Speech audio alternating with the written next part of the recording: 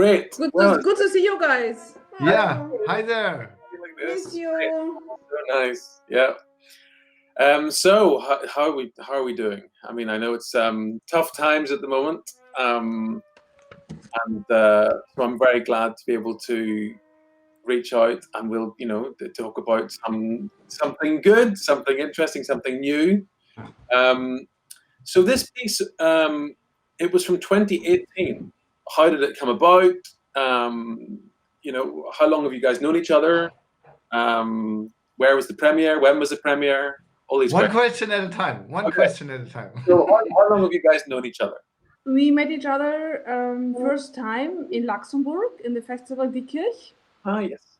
Yes, and I heard Tilmann first time in my life, and just before we met each other, just for a second on the street, but it was just hello, see you tonight in the concert. And I was immediately thrilled and impressed about his music, about his playing, and was so absolutely curious about Tilmann's playing, of course, also his person. This is my first impression with Tilmann. Can be right? Yes, I remember. You moved to Berlin, and but you moved from Weimar to Berlin, and at that time I was doing theater music in Weimar. Yes, that's so true. we even met in Weimar, and like a loose acquaintance became kind of a friendship, and we would meet once in a while, not very often, but at a certain point we had a sushi together, and on the way there I had this idea, maybe I can ask her that I write something for her, because it's very inspiring to write for somebody and not just to be in this hollow room, like to have like the white page and not to know what to do. And so I just casually said, how would you like the idea that I write something for you? And like a huge movement went through Wally, and she said, yes, let's do that. And I have a reason, I have a premiere, I want to play it at this and that place. And I just took out a piece of paper and said, so what do you like? Like a waiter. I was just asking her, what kind of techniques do you like? What kind of feeling you like? And so that's where I started to work from.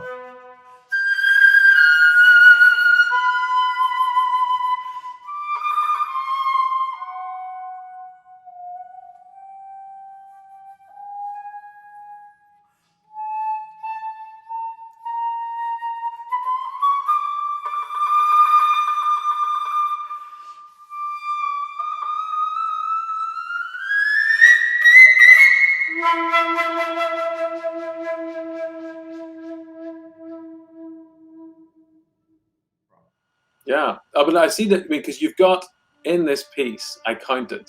So you've got residual tone, glissando, flutter tonguing, key click, multiphonic, timbral trills, quarter tones, explosive articulation, tongue pops, tongue rams, and whistle tones to finish.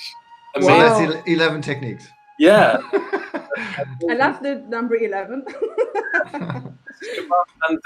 And obviously, so it's called it's Yorishiro. So I guess it was Japanese. Yes. I can see the Great Wave of Kanagawa in the background. Oh yes. Yeah, here. Yeah, you're right. You've got your Hokusai right behind you. So I guess you have a certain affinity with Japan. Well, I liked the Japanese style of writing. I liked like when I started to play the flute, I was very fascinated with shakuhachi playing, and shakuhachi has huge emotional waves of like huge dynamics, and also the aesthetics, not to have a clean tone but a very like rough and alive vibrating tone. And so that kind of inspired me.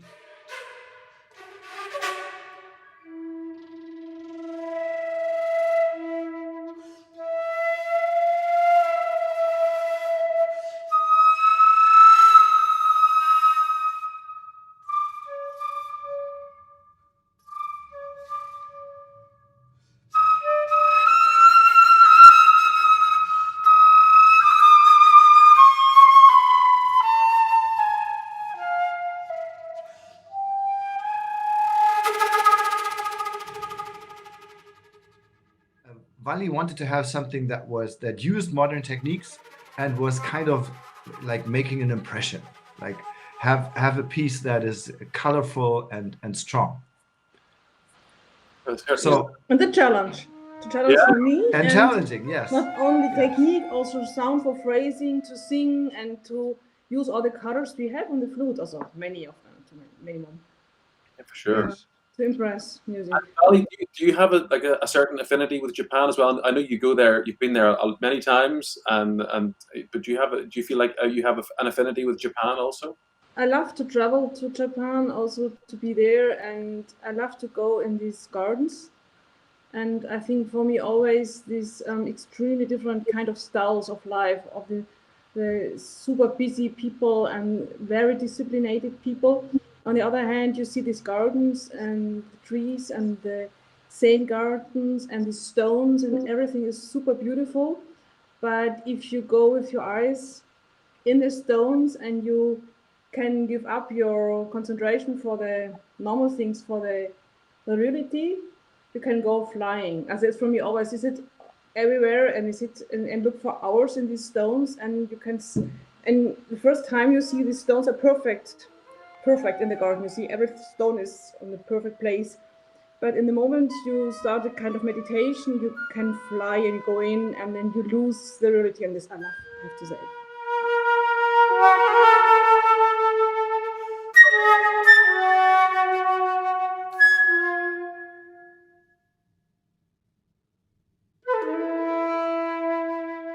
I have to say, I have composed music for theater and for movies.